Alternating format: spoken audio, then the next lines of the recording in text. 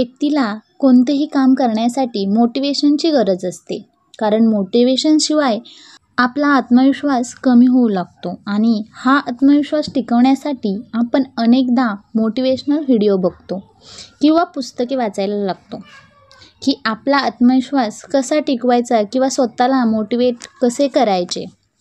परंतु तुम्हाला हे देखील माहीत आहे की थोड्या काळासाठी आपण पूर्ण आत्मविश्वासाने भरलेलो असतो, परंतु जसजसं वेळ जातो तसतशी आपली प्रेरणा नाहीशी होते.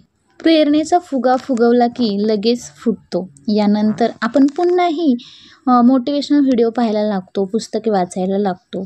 त्यामुळे आपला बराचसा वेळ निघून जातो. तर आत्ता असा प्रश्न येतो की नेहमी स्वतःला कसे प्रवृत्त करावे जेणेकरून मोटिवेशन व्हिडिओ पुन्हा पुन्हा आपल्याला पाहण्याची गरज नाही आणि आपला वेळ पण जाणार नाही.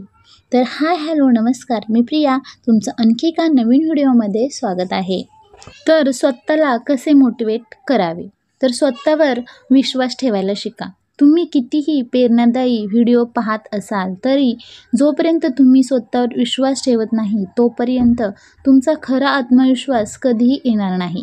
कारण इतरांपेक्षा स्वतःवर विश्वास ठेवणे सोपे आहे. म्हणून आधी तुम्हाला स्वतःवर विश्वास ठेवायला पाहिजे की हो, मी हे काम आत्मविश्वासाने करू शकतो. तुम्ही कितीही यशस्वी लोकांबद्दल बोललात तरी तुमच्या लक्षात येईल की त्यांच्यामध्ये एक गोष्ट असते, ती म्हणजेच आत्मविश्वास. आत्मविश्वास असलेल्या लोकांना कोणत्याही प्रकारच्या बाह्य प्रेरणांची आवश्यकता नसते. ते आत्मविश्वासाने परिपूर्ण आहेत, म्हणून ते नेहमीच उत्साही वाटतात. त्यानंतर म्हणजे नकारात्मक विचारांच्या लोकांपासून दूर राहा. जितक्या लवकर सकारात्मक विचारांचे लोक तुमच्या आजूबाजूला असतील तितक्याच लवकर तुम्ही यशस्वी व्हाल. कारण असे लोक तुमच्या आजूबाजूला असे वातावरण तयार करतात की तुम्ही नेहमी आनंदी राहाल आणि नेहमीच चांगला विचार कराल. याउलट असे काही लोक आहेत जे तुम्हाला सांगतील की तुम्ही हे काम करू नका, आजपर्यंत या कामात कोणतेही यश आले नाही, मग तुम्ही त्यात तुमचा वेळ का वाया घालवताय. तुम्ही देखील अशा नकारात्मक लोकांना ओळखून अशा लोकांपासून शक्य तितके कमी बोला आणि त्यांच्यापासून लांब राहण्याचा प्रयत्न करा. प्रत्येक लहान मोठा आनंद साजरा करा.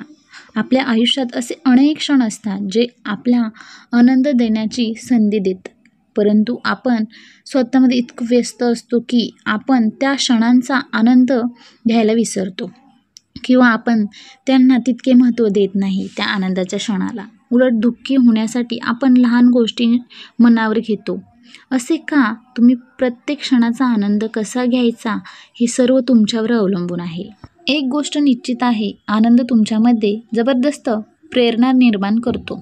कदाचित तुम्ही देखील एखाद्या आनंदी व्यक्तीला डिमोटिवेट झालेलं पाहिलं नसेल. आनंदी राहिल्याने आपल्यामध्ये सकारात्मक विचार येतात आणि मग अशक्यही काम आपण शक्य करतो. त्यामुळे आनंदी राहणं खूप गरजेचं आहे.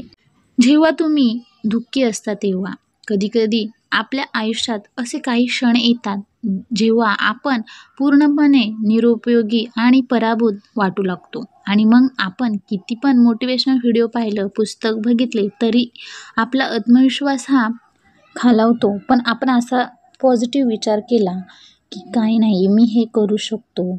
त्यानंतर म्हणजे फक्त विचार करू नका, कामाला सुरुवात करा.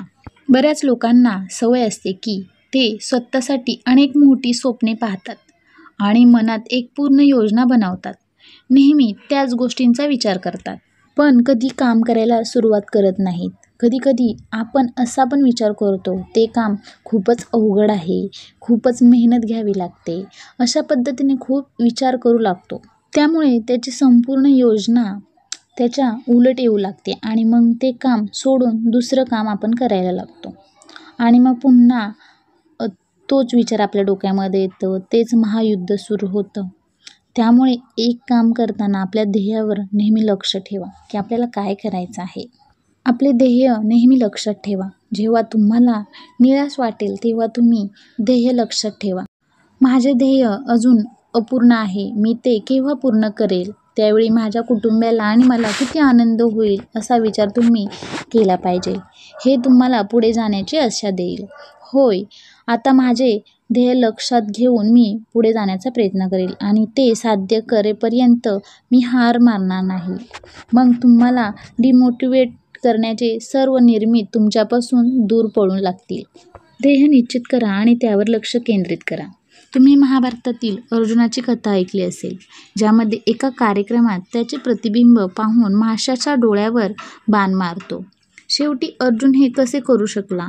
तर उत्तर म्हणजे तुमच्या खऱ्या ध्येयावर लक्ष केंद्रित करणे. म्हणजेच अर्जुनाला माहीत होतं तो पूर्ण मासा पाहू शकतो, परंतु त्याने आपल्या बाणाने फक्त माशाचा डोळाच फोडला. तरच तो द्रौपदीशी विवाह करू शकेल. तुम्ही अर्जुनाप्रमाणे तुमच्या आयुष्यात एक ध्येय ठेवा आणि त्यासाठीच काम करायला सुरुवात करा. ध्येय खूप मोठे असेल तर त्याचे अनेक तुकडे करा आणि ते एक एक करून पूर्ण प्रयत्न करा आणि मग पहा तुमचे छोटे काम पण पूर्ण होण्यास मदत होईल. तर तुम्हाला माझ्या या स्वतःला कसे मोटिवेट करावे या टिप्स कशा वाटल्या मला नक्कीच कमेंट्स बॉक्समध्ये सांगा आणि व्हिडिओ आवडला असेल तर लाईक, शेअर, सबस्क्राईब करायला विसरू नका. अळूच्या पानांची वडी पण झाली आणि तुमच्यासोबत स्वतःला कसे मोटिवेटेड ठेवावे हे टिप्स पण तुमच्यासोबत शेअर केल्या. तर चला भेटू पुढच्या व्हिडिओमध्ये. बाय.